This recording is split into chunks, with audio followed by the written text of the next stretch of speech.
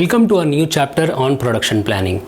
In the previous chapter, you learned how to set up the master data and initial setup for manufacturing business in ERP Next.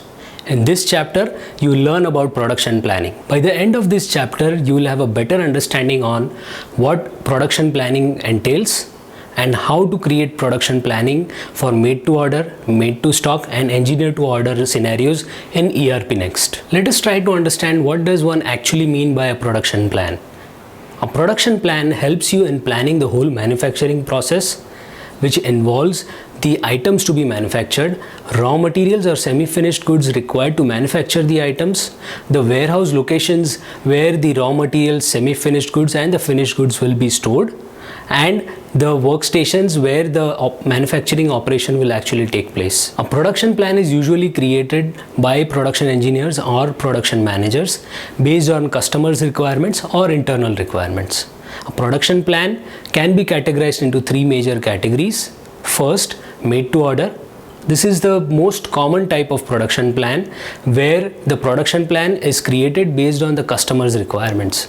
Second, made to stock, where the production plan is based on internal requirements and is usually based on the forecasted demand of a product.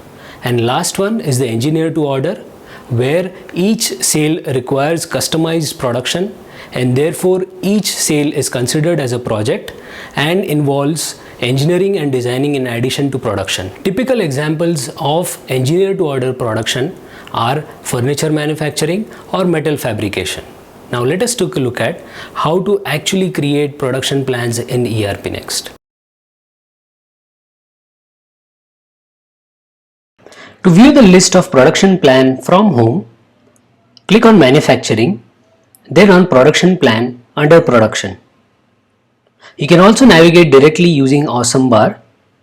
Click on add production plan button. Set the company and posting date. To create a production plan against sales orders, which is usually in case of made to order production process, select sales order in get items from field. To create a production plan against material request, which is usually in case of made to stock production process, select material request in the get items from field. Let us consider a made to order scenario for now.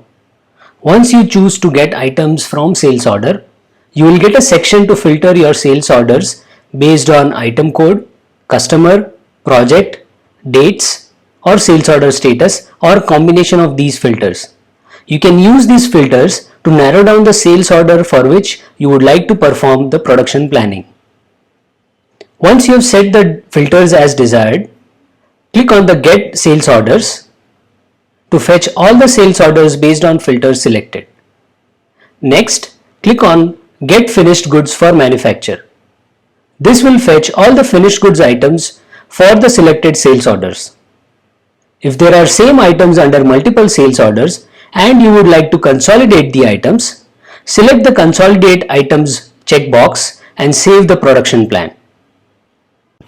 If the bill of material of the items being manufactured contains sub-assemblies, you need to manufacture the sub-assemblies as well. Click on the Get Sub-Assembly Items button to fetch the items representing the sub-assemblies. This will allow generation of work orders for sub-assemblies. Next, choose the warehouse where the raw materials are stored in the Make Material Request for Warehouse field and click on Get Raw Materials for Production. In the pop-up window, click on the Get Items button. The raw materials table will be populated with details of raw materials required, that is, the quantity available at the warehouse, the quantity required to complete the product, and the shortfall quantity for which the material request needs to be created. Now you can submit the production plan and create material request for raw materials.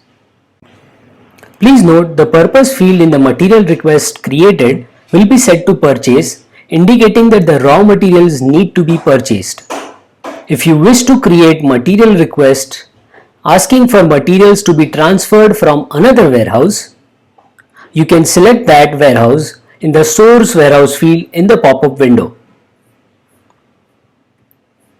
You can choose to ignore the existing projected quantity by selecting this flag on production plan.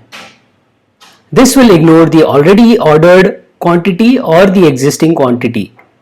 This is useful if you do not want to use the existing quantity of raw materials for this order.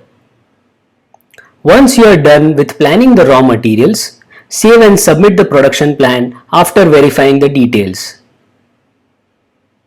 After submitting the production plan, you can create work orders and material requests from the Create button on Production Plan. This will create work orders and material requests required to produce the finished goods. You can then plan the warehouses like Work in Progress Warehouse, Target Warehouse on work order, or the system will fetch them based on the defaults set in manufacturing setting. Using the material request, you can complete the procurement and or transfer of raw materials required. The process of production planning remains the same for made to stock scenario, except the input of finished products to be manufactured is taken from material request.